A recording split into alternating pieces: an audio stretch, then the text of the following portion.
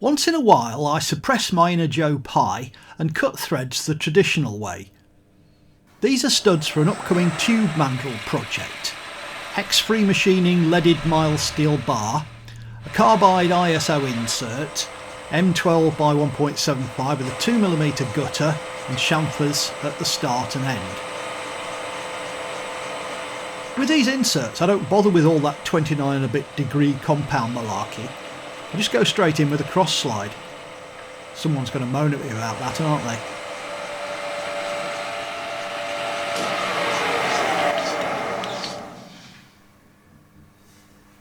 The thread gauge was cut using the tap I'll make the real part with. There's something very satisfying about single pointing a thread. I think that'll do.